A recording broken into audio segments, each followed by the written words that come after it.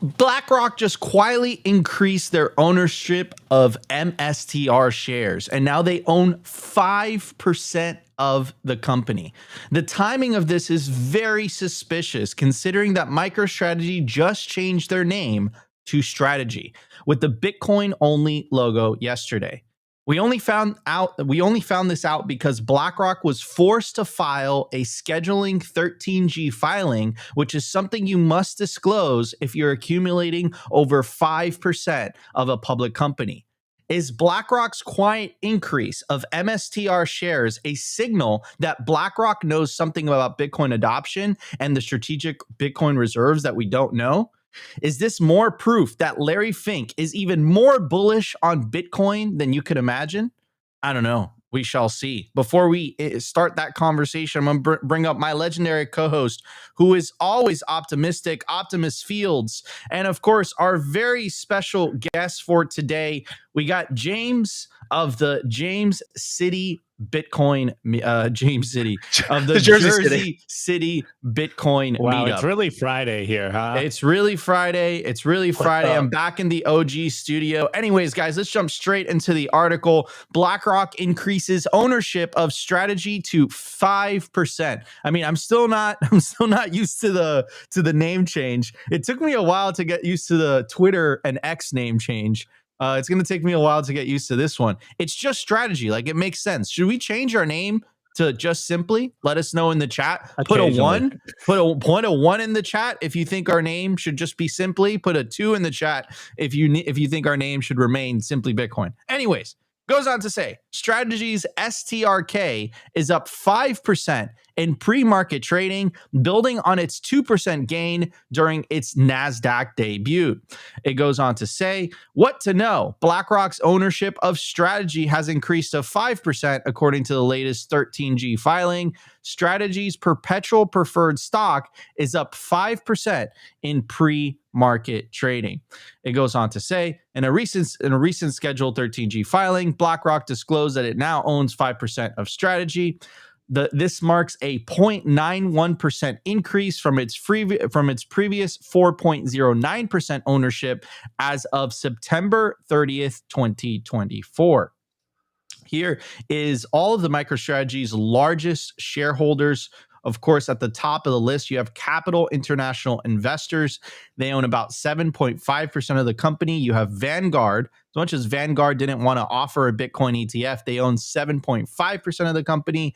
Morgan Stanley, they own 4.14% of the company. And now BlackRock. Now, clearly, this hasn't been updated yet, but BlackRock has now become the third largest holder of not MicroStrategy, of Strategy. So obviously, I think that it's extremely bullish. And here is Michael Saylor's official announce. Strategy announces Q4 2024 financial results and launches new website, strategy.com.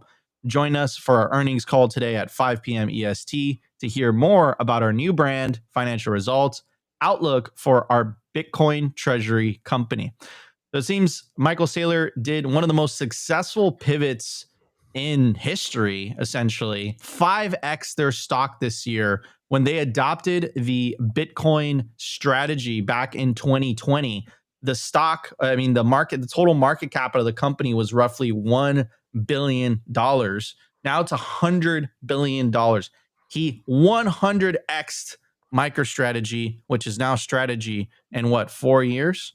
I mean, and he's cornered essentially the institutional Bitcoin adoption market. The company owns, I think, 400,000 plus Bitcoin. I don't think anyone's going to have a shot at catching him up, to be perfectly frank and honest with you guys. So, yeah, I mean, this is absolutely massive. This is absolutely huge. And what could be a better stamp of approval than BlackRock basically saying, you know what, we're going to increase our ownership of MicroStrategy. After all the gains, we're going to increase it by 1%. I mean, and another thing too, Opti, I don't know if you noticed, Morgan Stanley and Vanguard isn't exactly the, they aren't the bestest of friends towards Bitcoin. They were talking a lot of crap, saying they wouldn't launch a Bitcoin ETF.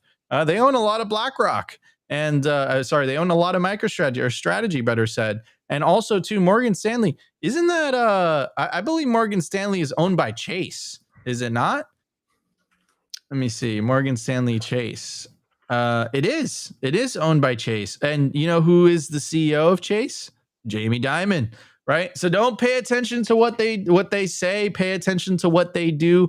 These massive legacy financial institutions have a tremendous amount of exposure to Bitcoin, and seems like BlackRock can't get enough of the Chad Saylor's company. Anyways, Opti, what's your take on all this, bro? Well, I think it's very interesting. First of all, obviously the rebrand, now that they're just strategy with the Bitcoin logo, they changed their colors to orange. They're really diving into basically just being a Bitcoin accumulation company.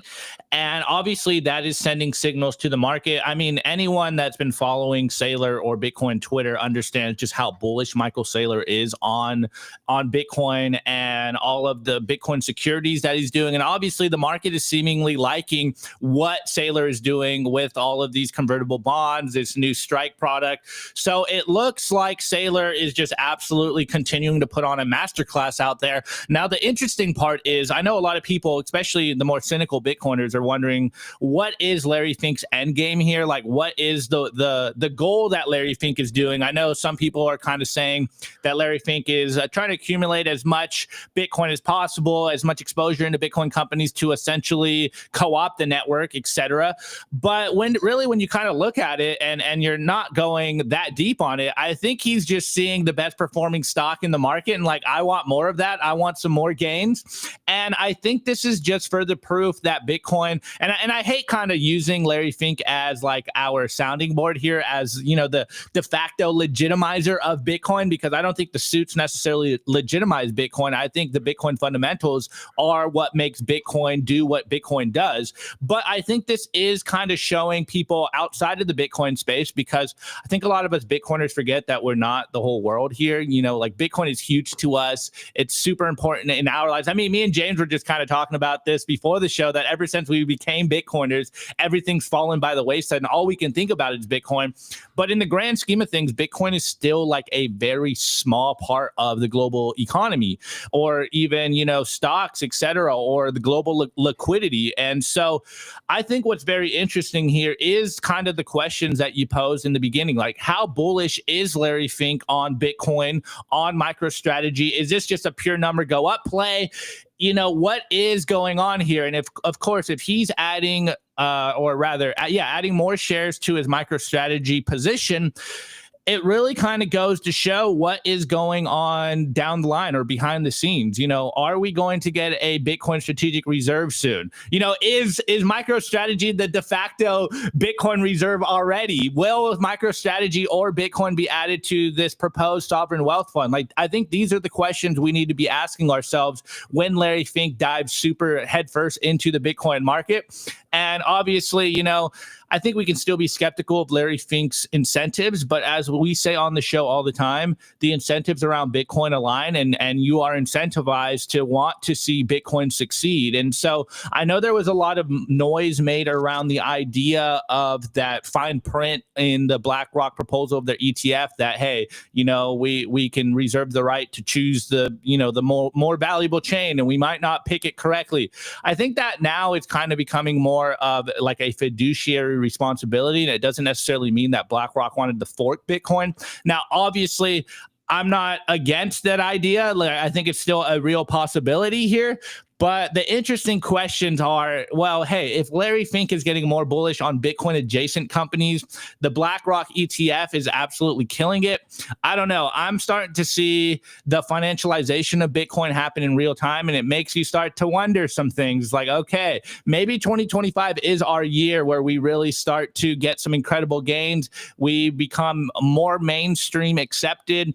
And, you know, if Larry Fink is coming in here, I mean, look, it just goes to show that we are what we say we are, and Bitcoin is the apex predator.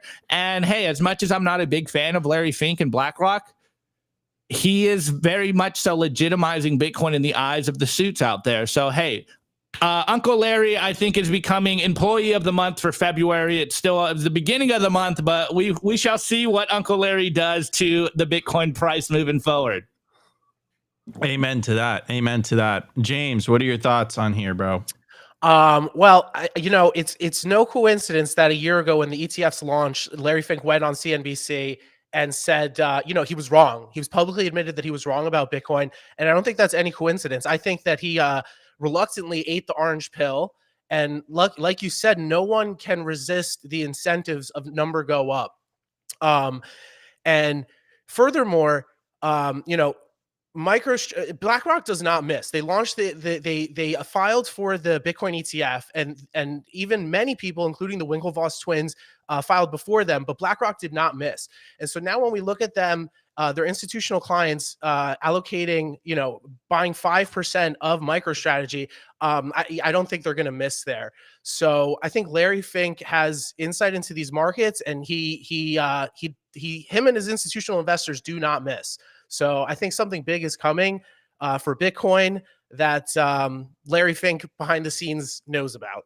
Absolutely. Hey, wait, Nico. James brought up a good point. And, hold on. Is it really behind the scenes? Like, look at what's happening with the Trump administration. I mean, the so-called crypto czar, David Sachs, literally just went on TV saying that they're looking into a strategic Bitcoin reserve. They're seriously considering it. What do you think happens to the price of MicroStrategy, or better said, what happens to the shares of Strategy once a strategic Bitcoin reserve is announced? It's going to go through the moon. It's going to go to the moon. Anyways, Opti, what were you saying? Yeah. James brought up a good point. And just to be completely clear, with this increase of share allocations and the scheduling of the 13G filing, that particular filing basically says that they won't have any control over what's going on with Strategy. They basically, it's not like they can force or pressure Saylor into doing anything. They're just trying to get more exposure coming out of that company, which I think, Nico, we've been kind of joking about this. Maybe we should have gotten some MicroStrategy exposure at this point. But yeah, it's not like a controlling share of MicroStrategy. So Saylor can continue to do what he wants to do. It looks like Larry just kind of wants some price exposure to Bitcoin adjacent products. So further moves from Larry Fink that he's looking at the Bitcoin space and being like, hey, I need to capitalize on this. So, hey, do with that information what you will. Absolutely. 100%. All right, everybody, before we jump straight into the show, I do want to give a shout out to our audience. Shout out to the Rumble audience. Shout out to the YouTube audience, about to break 500 live viewers on YouTube. And of course, shout out to the X audience, 1,140 of you guys watching live. You guys are listening to Simply Bitcoin Live, the most watched daily Bitcoin only live show on YouTube, Rumble, and X. Maybe the entire Bitcoin ecosystem. Who knows? So smash the like button, share the video, share the content, spread the orange signal forward. Before we jump into today's show, we have tons to cover. I do want to give a shout out to Simply Bitcoin's lead sponsor, Bitcoin Well. Bitcoin Well is the best place to build your automatic self-custody Bitcoin stack. What makes Bitcoin Well different is that it's a completely non-custodial on-ramp, empowering sovereign ownership with free and automatic self-custody. They allow you to buy Bitcoin on-chain or via the Lightning Network. And what non-custodial means is as soon as you buy Bitcoin on Bitcoin Well and the funds clear, it goes straight to your self-custody Bitcoin wallet address. Also, if you're a higher net worth individual looking to buy $50,000 worth of Bitcoin or more, check out the Bitcoin Well Infinite product. It's a Bitcoin OTC desk with infinite opportunity. If you're tired of dealing with terrible UI and support emails that take forever to get back to you, and you want someone that you can call or text every time you want to buy or sell Bitcoin, you have to check out Bitcoin Well Infinite. Go to bitcoinwell.com/OTC to get started. And if you're an American, you can now get paid directly in Bitcoin by using the new feature that was rolled out by Bitcoin Well. So you can get paid directly in Bitcoin sent directly to your personal Bitcoin wallet. Share your Bitcoin Well direct deposit details with your employer, set your Bitcoin/dollar split, and receive sats instead of fiat with every paycheck. What are you waiting for? Head over to bitcoinwell.com today to get started and use promo code SIMPLYBTC. All right, everybody, let's get to the numbers. We have tons to talk about today. Stay tuned.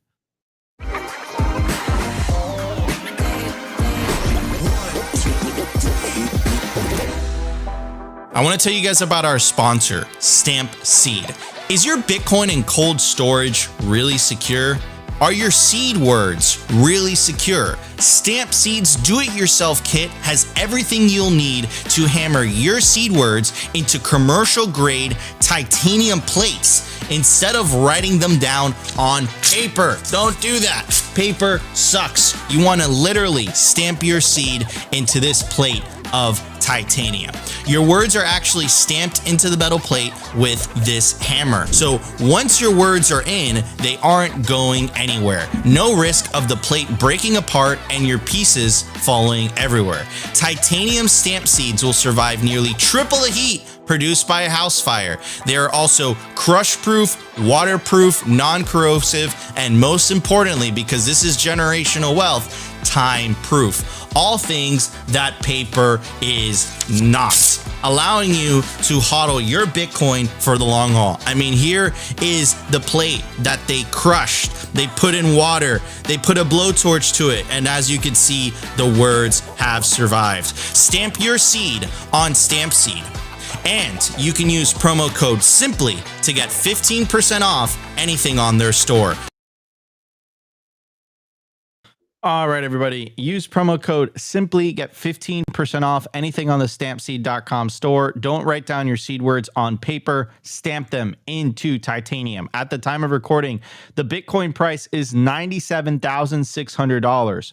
Block height, 882,743. Sats per dollar, 1,025. Market cap, 1.93 trillion. Bitcoin versus gold market cap, 9.55%. Percentage issued, 94.38%. Decline from all-time high, negative 10.6%. Realized monetary inflation, 1.01%. Continuing to take fiat currencies to absolute school. I mean, that number is going to go under 1% very soon. And fiat, their target inflation rate is 2%. I mean, Bitcoin just continues to just embarrass fiat currencies. Anyways, so today I kind of want to talk about this. Like, we've been going through this on, if you guys have been on X for the last couple of days, you guys have been seeing what's been happening with Doge. You guys have been seeing what's been happening with Elon Musk, and essentially, like, Elon has been exposing how much of our tax dollars, if you live in the United States, and I'm sure this is happening in all countries around the world because it's an architectural problem, but I'll get to that in a second. Essentially, Elon has been exposing through Doge, the Department of Government Efficiency, not the altcoin, that there is a tremendous amount of waste. So a lot of our tax dollars are being spent on things that we don't even know about, and we probably don't agree on. Like, we don't agree with whatsoever. And I think the biggest scandal, in my opinion, has been the fact that we learned that a lot of this money was being used to fund the media itself.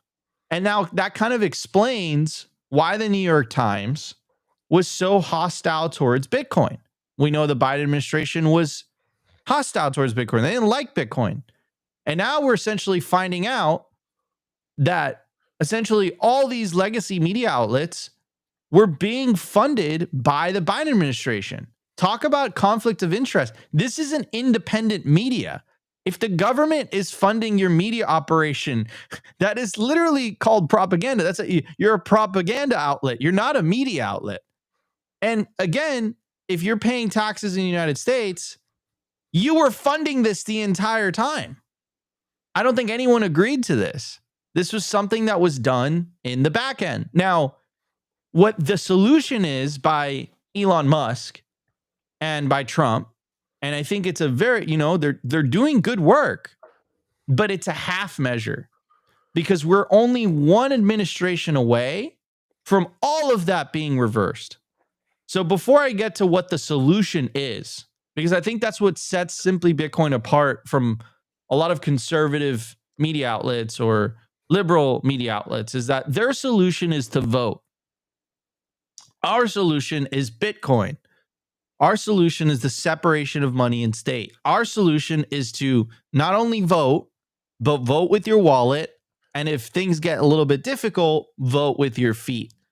That is truly how you become a sovereign individual.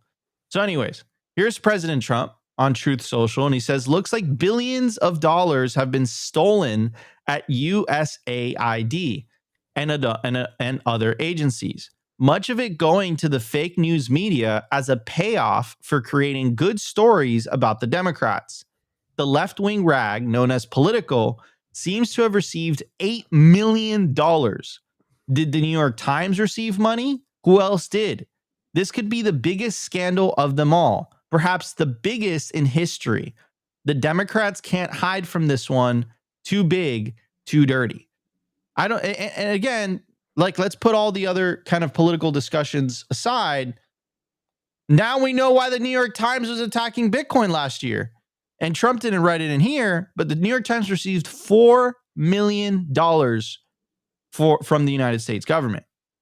Now, this is some original thought that I had last night. I said, so they've been straight stealing our tax dollars for years now to fund propaganda against the people who pay taxes in the first place.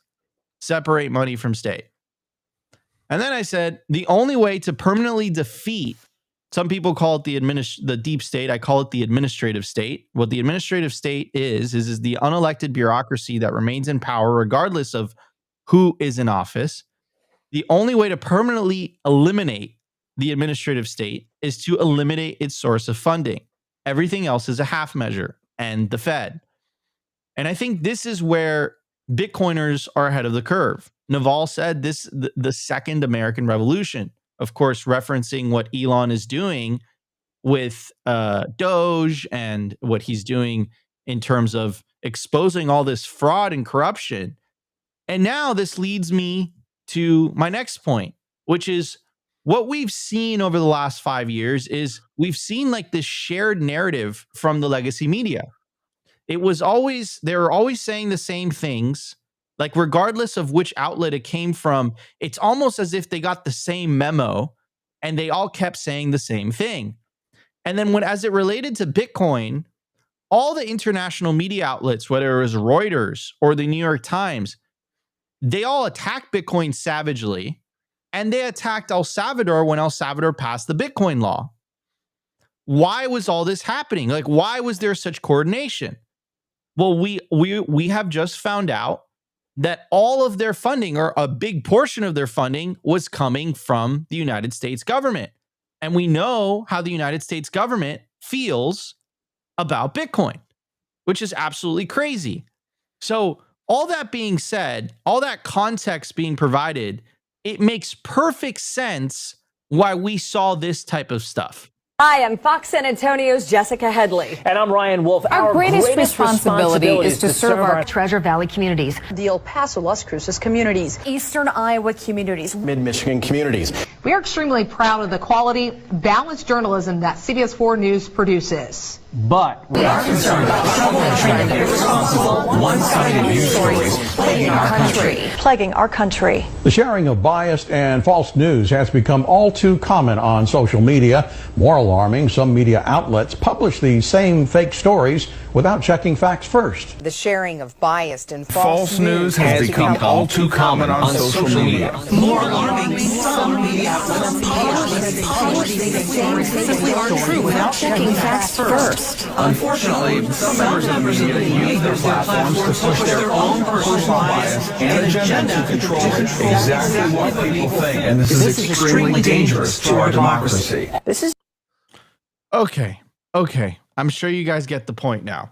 We now know why they were all saying the same thing, because they were getting paid by the government to say the same thing, and at the same time simultaneously discredit social media, because social media is where independent media is essentially allowed to thrive.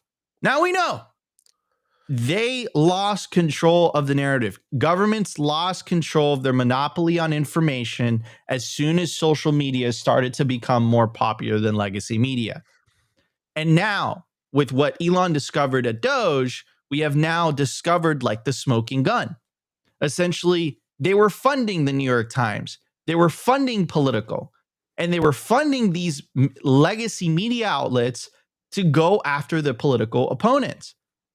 And you could see it clear as day with those TV stations. Those TV stations are supposed to be local TV stations. They're supposed to report local news. They're all literally reading off the same script. Me and Opti, who have no formal background in media or reporting or journalism, are more journalists and reporters than all those guys. Those guys are pure, straight propagandists. And then this kind of leads me to my final point. This is the disintermediation of information. This is what we went through as a society. It took about 10 years. It started in 2016 with the first election of Trump. And then it really, we reached a critical mass. We reached a singularity as soon as Elon bought X and essentially freed the bird, so to speak. And now the reason I'm talking about all of this is because free speech is the front line for the battle for Bitcoin. What we're heading into is the disintermediation of money and state. And that one, I think, is going to be a much bigger fight. But I think it's a fight that's necessary, because if we don't separate money and state, this whole, the state or the administrative state using tax dollars to fund things that are working against you is going to continue. No human being deserves the ability to create money for free that another human being has to work for. That's a godlike power that clearly the government has shown time and time and time again that it is not worthy of that power, that it continues to abuse that power, and it will continue to take advantage of that power to work against you. And we all have to remember, we are the taxpayers here. We're supposed to be the ones funding them. They're supposed to be the ones working for us. But as long as they have a money printer, they're not incentivized to work for us. They're incentivized to work for the money printer. They're incentivized to protect the money printer at all costs, because that is their source of revenue. That is their primary source of revenue. And they're willing to lie, cheat, smear, propagandize, anything and everything in order to keep control of the truth and the narrative. And I think the world that we lived in 5 years ago is never coming back. And I think we're going to see an even bigger and bigger rise of critical thinking. And we're going to see the explosion of independent media. It's going to continue to rise and take legacy media's place. But you have to keep your head in the game, and you have to prepare for what's next. And the next battle of what's to come is the separation of money and state. And I'm telling you, look at how much they did to try to discredit us, to try to censor us. Look at how much they did to try to control the narrative, keep control of the narrative. Look at all the things that they did. What do you think they're going to do when they feel threatened and they start losing control over their monopoly on money? What do you think they're going to do? And our most important weapon in all of this, it's not a kinetic weapon. Our most important weapon in all of this is our ability to speak. And they don't have the truth on their side. So as long as we keep telling the truth, as long as we keep spreading the gospel of Satoshi, as long as we keep spreading Bitcoin adoption, Bitcoin relies on incentives for people to adopt it. Fiat relies on coercion. We're going to win. It's inevitable. But it's important to keep your head in the game, and it's important to remember where you are in the movie. Fix the money, fix the world. Anyways, I'm going to pass it on to Opti. Opti, what are your thoughts on this? I mean, that video of all those local reporters, bro, like that was some dystopian type level. And it's crazy to me, bro, because they were projecting onto us what it is they're doing themselves. Like you literally have 100 local media channels, and they're all saying the same thing. Be careful of the information you get online. people are using it for their political gain, and this is a danger to democracy. I'll say what they're doing is a danger to democracy, using government funds to craft narratives to fund independent media. That is a bigger danger to democracy than, some humble self-taught YouTubers deciding to buy microphones and cameras and broadcast to you guys. It's not a coincidence that the most popular broadcaster in the world is Joe Rogan, and it's not, Fox News or CNNBC. Opti, what's your take? Well, my first take is obviously that you are fake news. I was sorry, guys. I was spamming this before the show. So I'm just trolling right now. Well, personally, I remember when this clip came out, and I'm so glad you brought it up, because when you were kind of laying out the story, I was inherently thinking about that exact clip that you played. And at the time, we were all talking about this, and we were all, well, at least as Bitcoiners and content creators, we were all pointing out that this seems like manufactured consent. Like, you can't get all of these people saying the same exact script without someone basically being the script writer. And we were all speculating on where the money was coming from and who was the people at top that were actually controlling this, or rather, inseminating these ideas into the culture. And this is why we've been calling the mainstream media news, quote unquote, mainstream media news, as either corporate press or even state propaganda. Is because as a Bitcoiner or someone that's kind of unplugged from, some might say, the Matrix, whatever meme you want to use, it's becoming very obvious that there is this manufactured consent being pushed into society. And now, as we've seen with what's going on with this USAID stuff, now we have the honeypot. Like, we knew this was going to happen, or rather, we knew this was happening, and that there were disinformation campaigns being played out on a mass scale around the world, and of course, domestically, at least for us in the US. But now we know where at least some of the source of the money is coming from. We all were kind of using the generic meme that it comes from the money printer. Now it's becoming very obvious that, yes, of course, it comes from the money printer, but now we can pinpoint exactly where this money is coming from. And it is obviously, I think, I want to say it's eye-opening, but as we've been seeing, a lot of people will still kind of dig their heads in the sand, even when they're faced with truth and facts. And so, as hopeful as I am that people will start to wake up, that maybe we're living in a Truman Show-esque life where everything you are fed or force-fed isn't actually the truth, and it's just a narrative that obviously benefits a small group of people.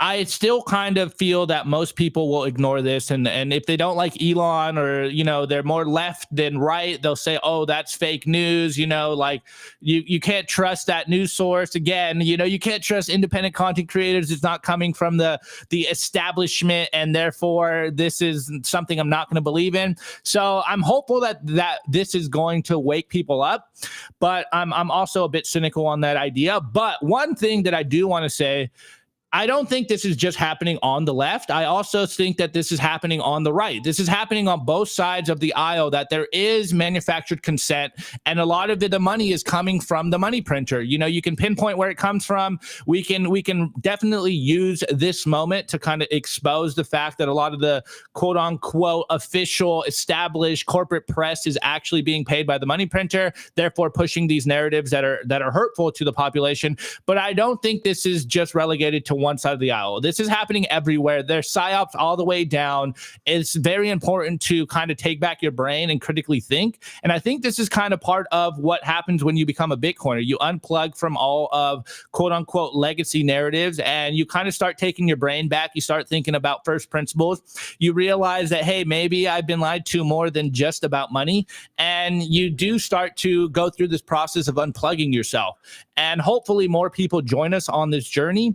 And I think this is a great first step. Obviously, as a Bitcoiner, we knew this was happening, but before we had this actual facts and information, it would have been very easy to be like, "Oh, you're just conspiracy theorists." And now it's like, no, here's the facts. These are the facts. You can do with it what you will, but this is actually what's going on. So hopefully, people do wake up. But hey, it's going to be a long journey. I know some people don't want to face reality sometimes, but as Bitcoiners, this is what we do. We deal with these uncomfortable truths to face reality and try to see the world clearly.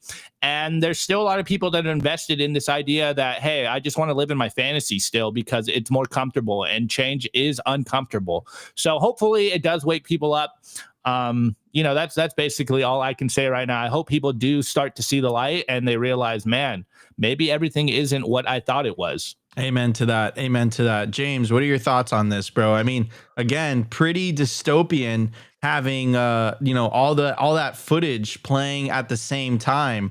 Like it's like, you know, it's almost as if just like the Bible says, it's basically an intergalactic invasion into this space through people. I'm telling you, it's what all the ancients said. It's what they warned of. It's what we're dealing with. They're demons. They're frickin' interdimensional invaders, okay? I'll just say it. Make fun of me all you want on CNN or wherever, but everyone already innately knows this. These people are not frickin' humans, okay? Hillary Clinton is a goddamn demon.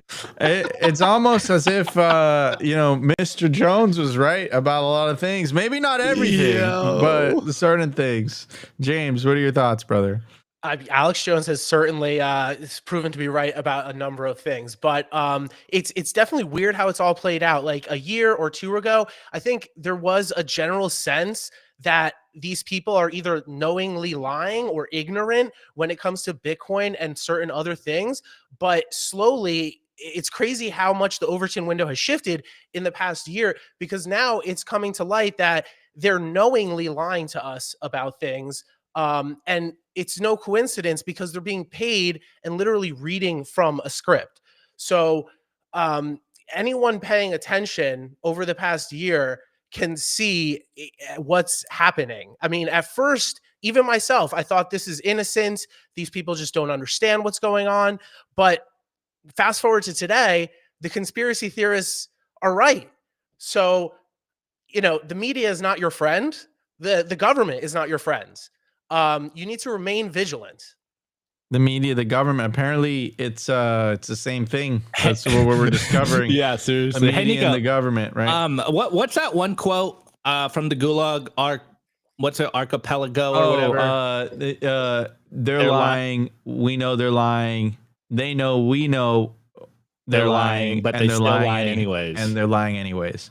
Yeah, man. But look, the internet really has freed humanity. Information technologies has really freed humanity. The internet started the fire, and Bitcoin is coming along with a drum of gasoline and pouring gasoline into that flame of liberty. So, man, it's really exciting times, and I think it's a pivotal moment in human history. Like the balance of power between the individual and the state is going to change dramatically. I think Bitcoin is going to inevitably, the adoption of Bitcoin worldwide is inevitably going to shrink the size of government. It's an inevitability. And I think we're kind of reaching that like peak, Mark Moss calls it peak centralization. We've reached like the peak of what a nation state can do, right? Like, I think the question is, it's like, you know, especially with all this stuff, all this fraud that was coming out because of the Doge thing that Elon is doing, like why, like I know the taxes is the law. You have to pay the taxes. You go to jail if you don't pay the taxes. But it's like, this is where my taxes are going. Like, and then all the other fraud that was uncovered, like paying for certain studies in certain countries, not to be specific or anything. Like, why am I paying for, you know, Sesame Street in Iran? Like, that was one of the things. It was like $4 million. You know how many people, the average tax bill for an American is $20,000. You know how many Americans you'd have to add up to make $4 million worth of payments to pay for Sesame Street in another country? And do they think they know they're paying for that Sesame Street in another country? Like, no, they have no idea. The only reason they get away with this is because people don't know what they're using that money for, and they're not even using that money effectively. So like when you hear politicians say, you know, these people they're not paying their fair share. It's like, what about you guys? Where's the accountability on you guys on how you use our money? You threaten us with prison if we don't pay it. What if you waste it? Is there any repercussions for you whatsoever? And then the only arguments that I've heard against Elon is like, oh my God, Elon is auditing the government. How could he? Well, he wasn't elected. Trump literally ran a campaign on him getting Elon into the federal government so that he can make it more efficient. He literally ran on that campaign. And if your best argument is like, please don't audit the government, simultaneously, if the government audits you and you refuse to be audited by the government, you go to jail, but you can't audit the government even though you pay for the government and the government is supposed to work for you. That's not a good argument. And that is literally the definition of tyranny.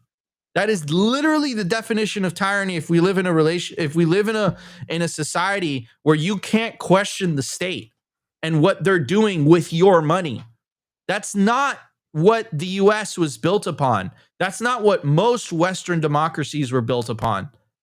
But it's gotten to a point where the bureaucracy is so bloated, the administrative state is so bloated that it can't help itself. It has to continue to suck more and more and more resources from its people in order to maintain itself.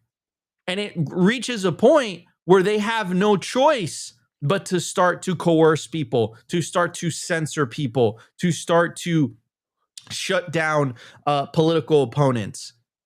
They can't have the truth come out because no one would agree to that. Like the stuff that they are uncovering is absurd. We've only focused on the media stuff, but I beg you guys, go on X and see all the other stuff that they've been paying for. We try to stay inclusive on Simply. It's absurd. It's absurd what they're doing.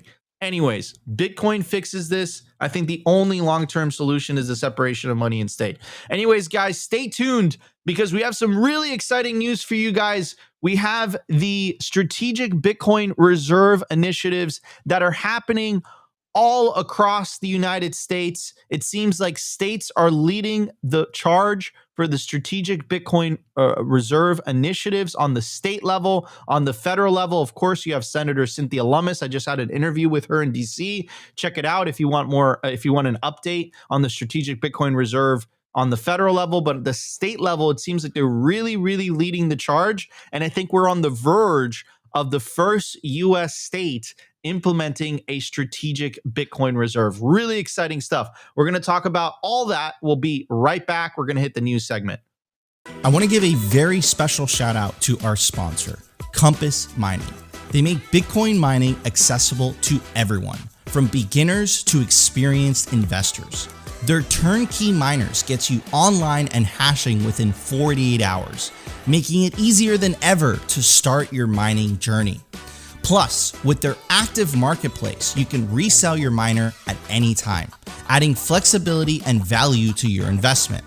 Visit their website to access a wealth of resources, learning everything you need to know about Bitcoin mining. Take your first step into the world of Bitcoin mining with confidence. Discover more at compassmining.io. Again, compassmining.io, and see how Compass Mining can power your success.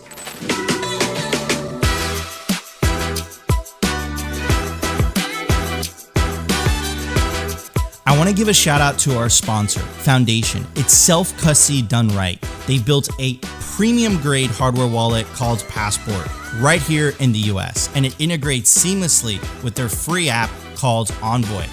Passport is fully open source and verifiable. It's the most intuitive Bitcoin wallet designed with a UX reminiscent of a classic feature phone, so you'll know how to navigate it and use it the moment you pick it up. It's also air-gapped, meaning Bitcoin stays offline, never touching an internet connection.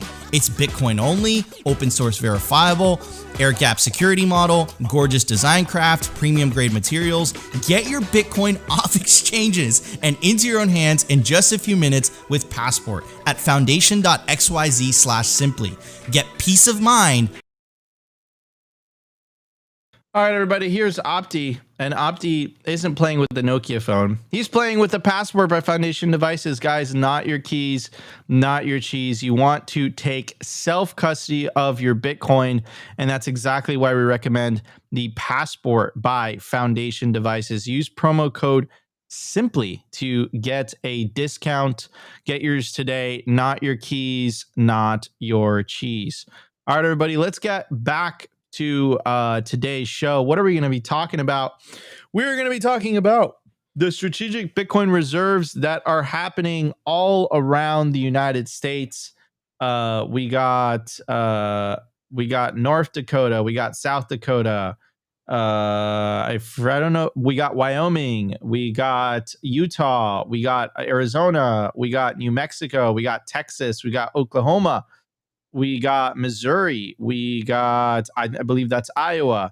We got Illinois. Is that West Virginia? That's Kentucky. We got Ohio. We got Pennsylvania.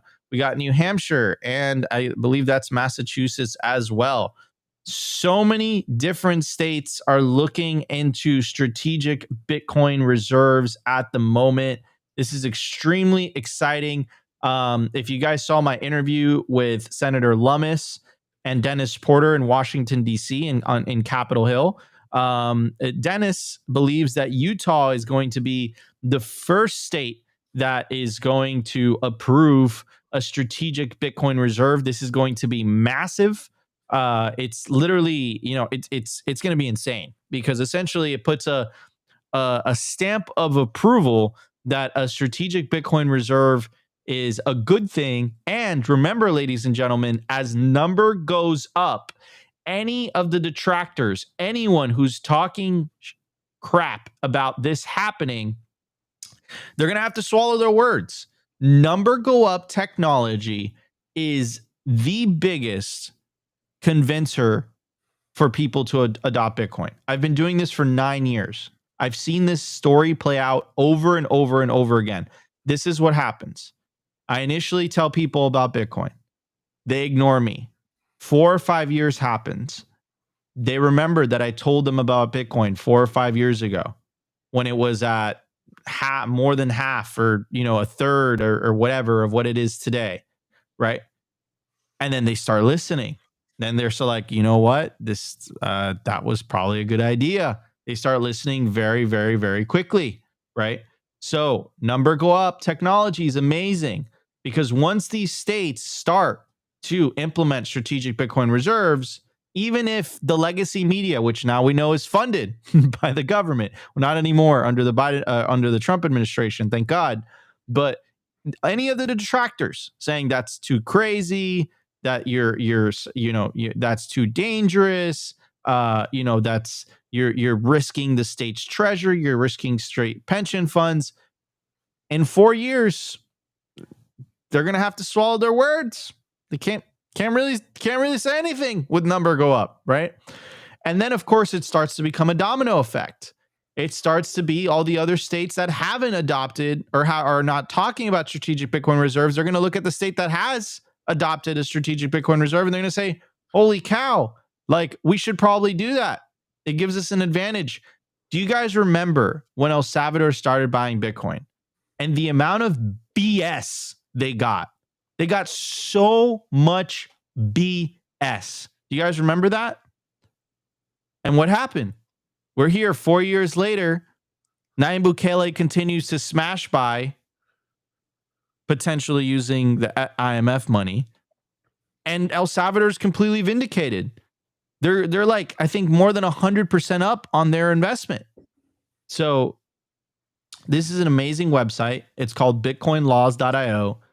And it literally walks you through where, what is the status of, these strategic Bitcoin reserves and how far they've gone. So it seems like Utah is in committee number 2, and it is 2 steps away from being enacted. So this is the strategic Bitcoin reserve race.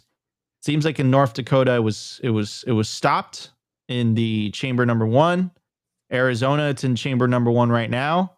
But it seems like the race is between Arizona and Utah. Wyoming got shut down. I'm surprised too with Senator Lummis, but I guess on the state level, people weren't so much interested in it. But this is incredible, guys. And it seems like Utah, and Dennis called this, to give him credit, said that Utah is the one that's the closest. So let's see if it passes the second committee, reaches the chamber number 2, which I'm assuming is the upper chamber, and then it gets enacted. Let's see. Very close. Utah seems to be leading the race in terms of which state is going to be the first state that enacts a strategic Bitcoin reserve initiative. It's extremely exciting. And here's a screenshot again of the legislation that will allow the state of Utah to invest in Bitcoin. Passes the House. It now needs to go to the upper house, which is the Senate. And extremely exciting. If you live in Utah, these are the state representatives that voted against the Bitcoin law. One of the Petersons seemed very open to it, but the other 3 Petersons did not seem so open to it. So again, if you live in Utah and you want your state to have a strategic Bitcoin reserve, here are the representatives that voted yes and voted no. So you guys could take a screenshot of the screen right now. But anyhow, very, very exciting stuff. Here's an article by Cointelegraph. I guess it adds a little bit more context. Bitcoin reserves, sovereign wealth funds in the U.S. explained. On February 4th, newly appointed crypto czar David Sachs said in a press conference that the bicameral crypto working group is looking into a strategic Bitcoin reserve, and highlighted that, quote, the concept of the sovereign wealth fund is a little separated. Indeed, sovereign wealth funds have been loosely understood by the cryptoverse, often mistaken for a vehicle that can naturally include Bitcoin or other digital assets.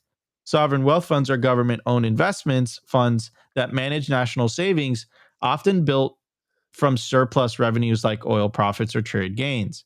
Their main goal is to grow and protect wealth long-term, ensuring economic stability for future generations. Unlike central banks, which focus on managing currency and monetary policy, sovereign wealth funds take a more strategic approach, invest in real estate, stocks, infrastructure, and local businesses. Like, if you're investing in real estate, you might as well invest in Bitcoin. And I already know that other sovereign wealth funds have invested in Bitcoin. So I'm already not liking this article very much. Anyhow, so yeah, very exciting stuff here in the US. Lots of states that are looking into it. And, let's see where this goes from here, man. This is extremely exciting. This happening, at least not from a revolutionary perspective, but definitely from a number goal perspective, for sure. It legitimizes the it legitimizes Bitcoin in the eyes of governments and states, man. It's very exciting. Anyways, Opti, what's your take? And then we'll move on to our guest today. Well, my take is, what is that? Man, I'm blanking on that movie, Talladega Nights. If you're not first, you're last. And so that's my whole thinking throughout this whole thing. So, hey, if Utah passes it, if Arizona passes it, like, good for them. I think those states are going to set themselves up in a very good position to start to lead the future. And hey, I just might, man. There's some beautiful women in Utah. Obviously, I'm very willing to move there, Nico. I'm not against it. But yeah, man, I'd love to see this, because really, I think at this point, and I've been saying this off air and on air, I think a lot of us are having a bit of fatigue in a lot of these bill announcements. It seems at this point, almost every state, well, obviously now it's like half of the states. And so it's not really news anymore. The first couple of times we heard this, that's a good digger. I don't like the cold, FYI. But I think the first couple of times we heard this, it was like news. We were very excited about it. Obviously, when it came from the nation state level, we were quit trolling me here. We were super excited about it when we heard it come from the states. And this is the beauty of the United States, is that states can also pass legislation. for or against what the federal government is doing. And we were super excited. Now it seems like everyone's following suit and a new bill is being announced every other couple of days or every other week. And so at this point, the big news will be who passes it first. Is it going to be the Trump administration, or is it going to be on a state level? And if Utah or Arizona are leading that charge, those are starting to look like some good places for Bitcoiners to move to in the U.S. if you don't like your local jurisdiction. No, there is something interesting to see there, is that, you know, the quote unquote coastal elites on both sides of the U.S., they're not even talking about it. So it's very interesting to see that people that are technically considered, you know, the elite or the upper echelons in America right now are the laggards in regards to embracing Bitcoin. And I think this is kind of showing and continuing to prove this very real dichotomy that we're seeing right now, that if you don't embrace Bitcoin, even if you are a wealthy state or a wealthy individual, you're starting to get left behind. And I think we're going to see more of this happen in the coming years, or maybe even it's just this year, because, hey, if this happens this year and these other states don't follow soon, then, you know, Utah or Arizona is going to get a very good Bitcoin position and everyone else is going to buy at a higher price. So it really goes into, you get Bitcoin at the price you deserve. But it is interesting that they're even considering this. And someone in the chat was mentioning it as well. Like, we've seen pension funds from certain states already invest in Bitcoin. And to me, that just kind of continues to show that for a lot of people, they still consider Bitcoin like a risky, quote unquote, investment. They still consider it a speculative asset. But if pension funds or states or nation states, or even we have central banks now starting to consider Bitcoin, to me, that just starts to show that the signal that we feel about Bitcoin, that Bitcoin is literally the least risky thing to be owning right now. It's starting to catch on, because these people don't invest in very speculative assets. They want something that is very safe, very conservative, that's going to last the long run. And the fact they're even considering Bitcoin just shows we are kind of entering a new paradigm, that the Bitcoin narrative is shifting. It's no longer just internet nerd money, a speculative asset. It's starting to become what we think it is. You know, as we say on the show constantly, like, Bitcoin is our stable coin. Like, Bitcoin is the true stability in the world. And when these people that are risk averse start to embrace Bitcoin, I don't know what else is going to show people that this is not a risky thing to invest. It's actually more risky not to invest in Bitcoin. So the first state to kick this off, I think, is going to be actually big news, and it's going to be huge for their state. But we'll see who wins. We'll see if it's the federal government or on a state level. But we also have rumors that, you know, nation states around the world are already embracing Bitcoin. They're just kind of waiting for some announcements coming out of the state to really show that, hey, we've been doing this for a while. So it's really not in their position, in their favor, to say, hey, we've been stacking Bitcoin, because maybe that is the catalyst to take Bitcoin out of this 100K range. But once it happens, I'm convinced we're going to see a huge price run. So, man, strap in, keep stacking. This is the way. Absolutely. Our buddy James, our special guest for today. What are your thoughts on this, my friend?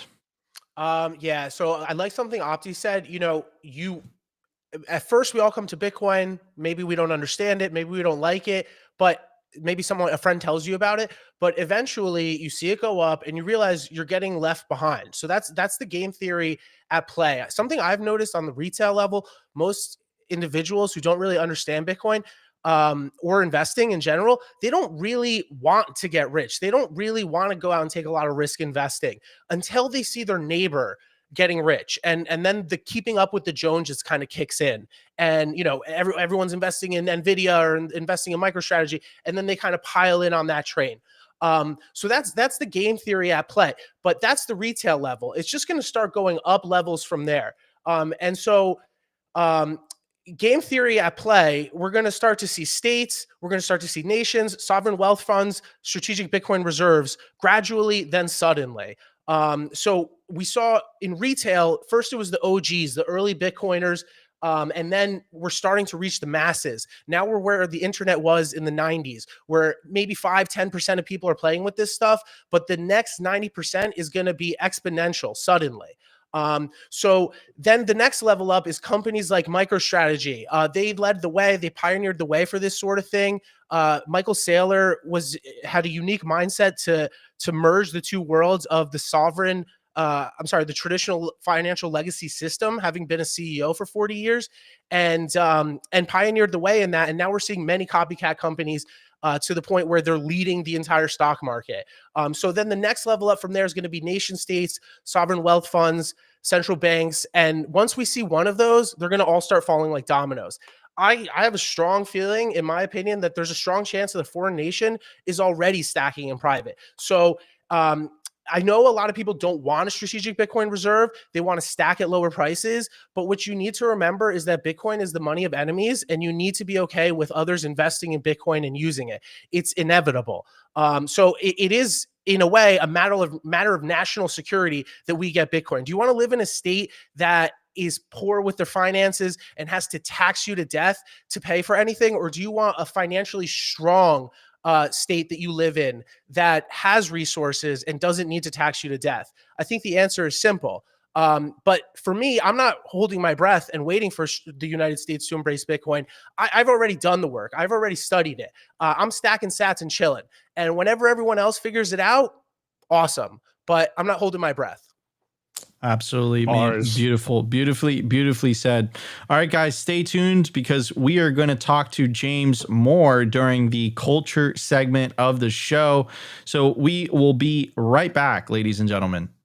I want to give a shout out to our sponsor, HIVE Digital Technologies. As the first ever public miner. Oops.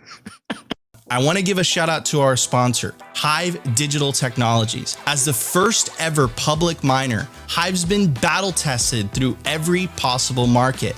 And as the first with an AI strategy, HIVE continues to redefine the future of sustainable energy. Also, gotta casually drop this in here, HIVE consistently tops the industry in Bitcoin mined per exahash. They're lean and mean, they're green and clean, and they're changing the game. Learn more by following them at HIVE Digital Tech or check out their website, hivedigitaltech.com.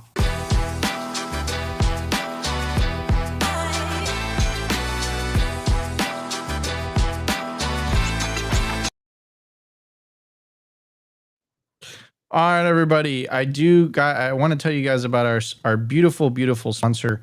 BitBlockBoom 2025 is going to be hosted in Dallas, Texas. Network with your fellow Bitcoiners April 3rd through the 6th. Ticket prices do increase. Guys, the conference is coming up. It's going to be here a lot sooner than people think. You want to get your tickets quickly before the prices increase. The entire Simply Bitcoin crew will be there. Nico, Opti, Rustin, Dante. It's going to be one of the best Bitcoin celebrations of the year. I really hope to see you guys at BitBlockBoom. Scan the QR code. Use promo code BB21 to get $100 off of your tickets. I hope to see you guys at one of the best Bitcoin conferences of the year, BitBlockBoom 2025, April 3rd through the 6th in Dallas, Texas. They're going to have Texas barbecue. They're going to have some of your favorite Bitcoiners and a special speaker that's going to be announced as well. Guys, you definitely don't want to miss this Bitcoin celebration. Again, scan the QR code.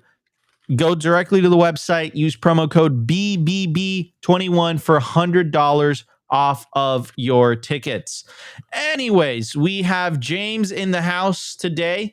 Me and James met each other in the flesh in the beautiful New York City at the Pub Key Bar. I believe it was for the inauguration live stream that was being done by our friends over at Bitcoin Magazine. Great shout out to Spencer, Pete, and Nolan and the entire Bitcoin Magazine crew. Big friend, huge friends of ours here at Simply Bitcoin. Incredible company. Anyways, James, it was great to see you. Great to meet you in the flesh, man. It was a historical day. We are watching the inauguration of the first pro-Bitcoin president, trying to set the scene here. And we were watching it on TV. It was too cold outside, so it wasn't a regular inauguration. It was actually inside the Capitol. And Trump's speech was historic. And shortly after he was inaugurated, he already freed Ross Ulbricht. He repealed SAB 121. But 2 days before he inaugurated, he did launch the Trump coin, which was hilarious. So it wasn't completely perfect, but we're in a definitely way better position as an industry, as a movement now than where we were during the Biden administration. There's no doubt about it, right? So it was a historical day, and I'm glad that we got to meet each other on that very, very historical day, an extremely cold day also in New York City. So James, welcome to the show. Thank you for having me. So tell us a little bit about the Jersey City Bitcoin Meetup. Yeah, so I founded the Jersey City Bitcoin Meetup about 3 years ago, right after COVID. Just kind of talking about Bitcoin to my wife, to the point where she's like, "You need to get out in the meet space and talk with other people." So I founded the Jersey City Bitcoin Meetup. We've been going strong for 3 years. So what it is a casual Bitcoin and beers event at a bar every month, second Thursday of the month. So our next one is going to be next week. So if you're in the area, I hope you guys come out. But we are also excited to announce we are moving into educational content in partnership with the Jersey City Library. So anyone who wants to learn more about Bitcoin, running a node, self-custody, or anything like that, we're here to support you. And so we're hoping to help out new Bitcoiners, as well as a lot of newbies who just may be around the public library. So we're really hopeful to educate and create a meet space where we can all meet up and hang out. And if you're not in the area and you're interested in a Bitcoin meetup, I encourage you to find one in your area. And if you don't have one, start one. I would highly recommend it. It's been a really rewarding experience. I've met a lot of awesome Bitcoiners. And prior to that, it was just kind of people on the internet that I knew. And one amazing thing that I found out about it is you'll actually meet people in Meet Space, and they'll tell you their Twitter handle, and because they're a NIM or whatever, you're like, "Oh, damn, I already know you." So it's like all the people you've already been hanging out with, just in real life. Absolutely. No, I 100% agree with you, man. The meet space, there's nothing like meet space to meet people. We were talking a little bit about BitBlockBoom a little bit earlier. That's actually the first time me and Opti met each other in person. And I was coming from no, bro, we could just talk on Discord. You guys are my internet friends. And it was actually Surfer Jim. He's not as active as he used to be, but Surfer Jim was like, "No, guys, you don't understand. You have to come. You have to go to meet space. You have to meet people." And that was actually the first time me and Opti, we the first time me and Opti met each other, we actually got a hotel room together and we went to, a meet space conference. So it was very awesome. So James, tell me a little bit about what makes the Jersey City meetup unique. So what makes us unique, I guess, is we're the only Jersey City Bitcoin meetup in Jersey City. So outside of that, we not only do we like to create a nice place for people to meet up and learn more and just shoot the shit and have a beer, but outside of that, we're also pushing local initiatives. So like I mentioned with the Jersey City Library, but beyond that, you guys actually reported on this, and some of the viewers might remember last year during the Bitcoin conference, Jersey City actually announced that their pension fund is going to start allocating to Bitcoin. So we saw that as a unique opportunity to reach out to the mayor, who also happens to be running for governorship, and support that idea. And anyone who happens to be like a firefighter or a government worker who's like, "What's this Bitcoin stuff? And how much of my pension is going into it?" We want to be a resource for these people who may not know what Bitcoin is and what they're investing into, to learn more about it, and even maybe take the step into buying some real Bitcoin.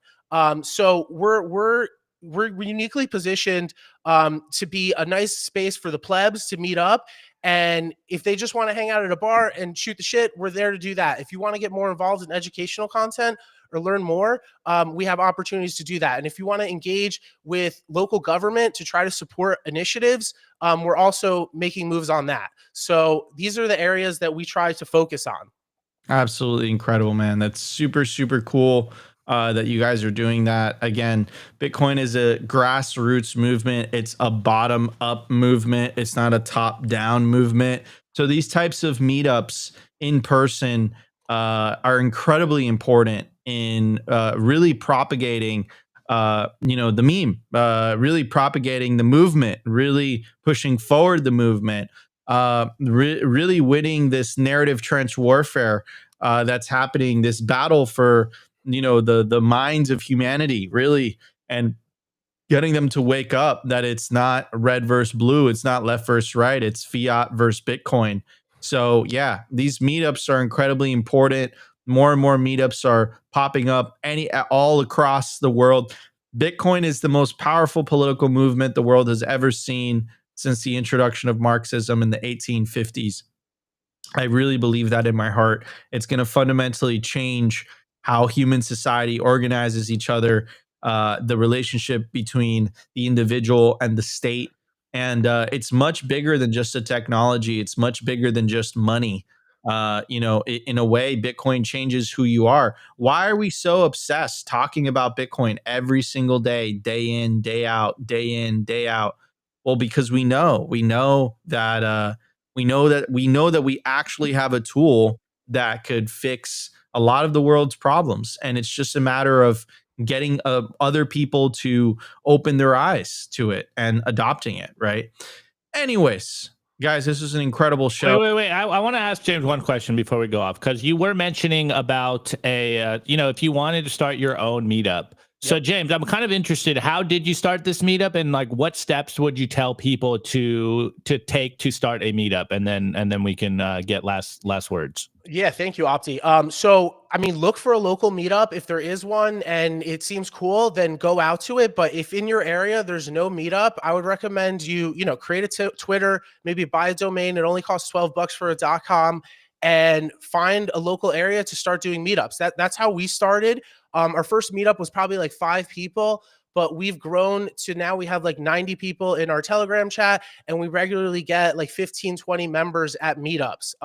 Especially when number goes up, the price just goes up. So if you're in an area and there's not many Bitcoiners, or there's not a Bitcoin meetup, rather, start it, be that change. But I would also recommend people to build on Bitcoin, whether it's a meetup, whether it's developing. I happen to be a developer, so I love building cool things on Bitcoin. If anyone wants to do that, I would encourage them to reach out, but it really takes all types in Bitcoin. Some people are good with media and live streaming, like you guys are killing it. But some people have other traits. They might be a lawyer or whatever, but it really takes all types and all types of skills to really promote this to the world. So a meetup is just one place where you can organize and meet like-minded people. So I would encourage you to get into that meet space or start your own, so that you can start connecting with people and discussing ideas, and build something awesome, whatever that might be. And it doesn't have to be technology oriented. It could even be educational content. It could be anything. But we really need to come together and support each other and, create the future we want to see. And that applies to all fields. Absolutely beautiful. Yeah, I completely agree. It's good. It's good. Don't ask what you can do for Bitcoin. Don't ask what Bitcoin could do for you. Ask what you could do for Bitcoin. All right, guys, that was an incredible show. I hope you guys enjoyed Simply Bitcoin Live for this week. We made it through the week, Opti. Today is February 7th, 2025. If you guys enjoyed the show, you know what to do. Smash the like button. Consider subscribing if you feel like we provided you value.